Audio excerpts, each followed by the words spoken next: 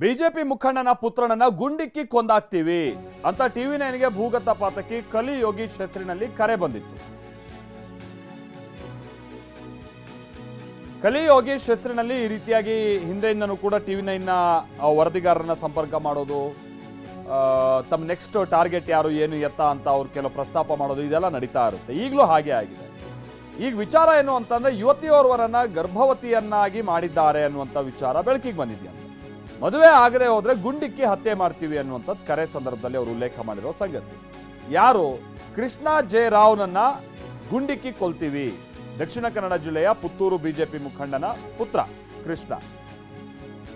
ಆರೋಪಿ ಜೈಲಿನಿಂದ ಬಂದ್ಮೇಲೆ ಆತನನ್ನ ಗುಂಡಿಕ್ಕಿ ಕೊಲ್ತೀವಿ, ಮದುವೆ ಆಗೋದಾಗಿ ನಂಬಿಸಿ ಮೋಸ ಮಾಡಿದ್ದಾನೆ, ಸಂತ್ರಸ್ತೆ ಮನೆಯವರ ಪರ ಯಾರೂ ಕೂಡ ನಿಲ್ತಾ ಇಲ್ಲ, ಅನ್ಯಾಯಕ್ಕೊಳಗಾಗಿರೋ ಯುವತಿ ಹಿಂದೂ ಅಲ್ವೇ, ಹಿಂದೂ ಸಂಘಟನೆ ಮುಂದೆ ನಿಂತು ಮದುವೆ ಮಾಡಿಸ್ಲಿ, ಇಲ್ಲದೆ ಹೋದ್ರೆ ಹತ್ಯೆ ಮಾಡ್ತೀವಿ ಅಂತ ಬೆದರಿಕೆಯ ಕಾಲ್ ಬಂದಿದೆ. ಹಾಗಾದ್ರೆ ಆ ಕಾಲ್ನಲ್ಲಿ ಆತ ಏನೇನು ಹೇಳಿದ್ದಾನೆ ಬನ್ನಿ ಕೇಳೋಣ.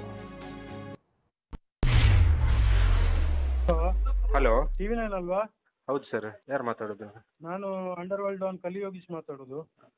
ಮೊನ್ನೆ ನನ್ಗೆ ಕಂಪ್ಲೇಂಟ್ ಬಂದಿದೆ ಇಲ್ಲಿಗೆ. ಏನು ಸರ್?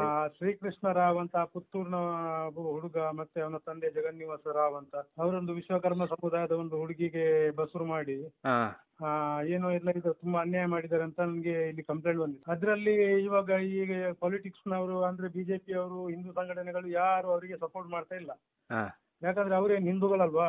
ಯಾಕಂದ್ರೆ ಒಂದು ಬಡ ಕುಟುಂಬಕ್ಕೆ ಇಂತ ಒಂದು ಅನ್ಯಾಯ ಆಗಿದೆ ಅಂತ ಹೇಳಿದ್ರೆ ಇವ್ರು ಅವ್ರ ಸಪೋರ್ಟ್ಗೆ ನಿಲ್ಬೇಕಿತ್ತು. ಅದು ಬಿಟ್ಟು ದುಡ್ಡಿನವರ ಸೈಡ್ ಅಲ್ಲಿ ನಿಲ್ಲೋದಲ್ಲ. ಈಗ ನಾನು ಹೇಳುದಿಷ್ಟೇ ಏನಂದ್ರೆ, ಈ ಹುಡುಗನನ್ನ ಅವರು ಹಿಡಿದು ಈಗ 2 ಸಮುದಾಯದವರು ಕೂತು ಮಾತಾಡಿ ಇತ್ಯರ್ಥ ಮಾಡಿ ಅವನಿಗೆ ಮದುವೆ ಮಾಡ್ಬೇಕು ಆ ಹುಡುಗಿಯನ್ನು. ಇಲ್ಲಾಂದ್ರೆ ನಾಳೆ ಆ ಹುಡುಗಿಗೆ ಮಗು ಆಗಿದೆ, ಇವಾಗ ಮಗು ಅಪ್ಪ ಯಾರಂತ ಕೇಳಿದ್ರೆ ಯಾರನ್ನಂತ ತೋರಿಸೋದು? ನನ್ನ ಹತ್ರ ಕಂಪ್ಲೇಂಟ್ ಬಂದಿದೆ. ನಾನ್ ಹೇಳುದಿಷ್ಟೇ, ಈ ಹುಡುಗ ಹೊರಗೆ ಹೋದ್ಮೇಲೆ ಒಂದು ವೇಳೆ ಮದುವೆ ಆಗಿಲ್ಲ ಅಂತ ಆದ್ರೆ ನಾವು ಗುಂಡೊಡಿತೇವೆ, ನಿಮಗೆ ಬದುಕೋದೇ ಬೇಡ. ಯಾಕೆ ಬದುಕ್ಬೇಕು? ನಾಳೆ ಹುಡುಗಿ ಹೇಳ್ಬೋದಲ್ಲ, ಅಪ್ಪ ಇಲ್ಲಿದಂತ ಮಗು ಕೇಳಿದ್ರೆ ಅಪ್ಪ ಸತ್ತೋಗಿದ ಅಂತ ಹೇಳ್ಬೋದಲ್ಲ. ಅಪ್ಪ ಜೀವ ಇದ್ದು ಅಪ್ಪ ಇಲ್ಲ ಅಂತ ಹೇಳುದಕ್ಕಿಂತ ಅಪ್ಪ ಸತ್ತೋಗಿದ ಅದು ಈಸಿ, ಅದು ಯಾವಾಗ್ಲೂ ಒಳ್ಳೇದದು. ನಾನು ಹೇಳುದಿಷ್ಟೇ, ಇವ್ರು ಅವ್ರಿಗೆ ನ್ಯಾಯ ಕೊಡ್ಬೇಕು, ಇಲ್ಲಾಂದ್ರೆ ಇವನಿಗೆ ನಾವು ಗುಂಡೊಡಿತೇವೆ. ಪ್ರಜ್ವಲ್ ನಮ್ಮ ಪ್ರತಿನಿಧಿ ಜೊತೆಗೆ ಮಾತನಾಡಿರೋದು. ಪ್ರಜ್ವಲ್ ಇದಕ್ಕೆ ಸಂಬಂಧಪಟ್ಟಾಗೆ ಡೀಟೇಲ್ಸ್ ಕೊಡ್ತಾರೆ. ಪ್ರಜ್ವಲ್, ಇದೇನು ಇಂಟರ್ನ್ಯಾಷನಲ್ ನಂಬರ್ ಅಥವಾ ಟ್ರೇಸ್ ಮಾಡಕ್ ಆಗದೆ ಇರುವಂತ ನಂಬರಿಂದ ಕರೆ ಬಂದಂತಹದ್ದ? ಆಮೇಲೆ ಆ ಪ್ರಕರಣ ಏನಾಗಿತ್ತು, ಅದು ಏನ್ ಇವ್ರಿಗೆ ಕಂಪ್ಲೇಂಟ್ ಬಂದಿರೋದು, ಅದ್ರ ಬಗ್ಗೆ ಏನ್ ಹೇಳಿರೋದು, ಡೀಟೇಲ್ಸ್ ಕೊಡ್ಬೋದಾ?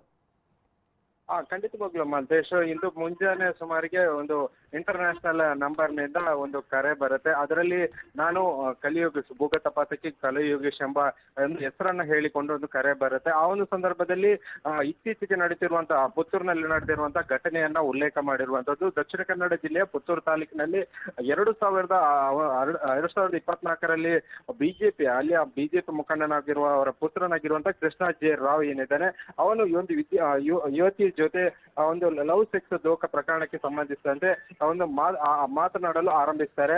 ಆ ಒಂದು ಪ್ರಕರಣಕ್ಕೆ ಸಂಬಂಧಿಸಿದಂತೆ ಯಾವುದೇ ಒಂದು ಹಿಂದೂ ಸಂಘಟನೆ ಆಗಿರ್ಬೋದು, ಅಲ್ಲಿಯ ಬಿಜೆಪಿ ಮುಖಂಡರುಗಳು ಕೂಡ ಒಂದು ಸಂತ್ರಸ್ತೆಯ ಪರ ನಿಲ್ತಾ ಇಲ್ಲ, ಬದಲಾಗಿ ಅವರು ಹಣ ಇದ್ದವರ ಪರ ನಿಲ್ತಾರೆ ಎಂಬ ಆರೋಪವನ್ನ ಮಾಡ್ತಾ ಇದ್ದಾರೆ. ಈಗ ಸಂತ್ರಸ್ತೆಯ ಕುಟುಂಬಸ್ಥರು ತುಂಬಾ ಬಡತನದಲ್ಲಿರುವವರು ಒಂದು ನಮ್ಗೆ ನ್ಯಾಯ ಕೊಡ್ಬೇಕಂತ ಸಾಕಷ್ಟು ಹೋರಾಟವನ್ನ ಮಾಡ್ತಾ ಇದ್ದಾರೆ.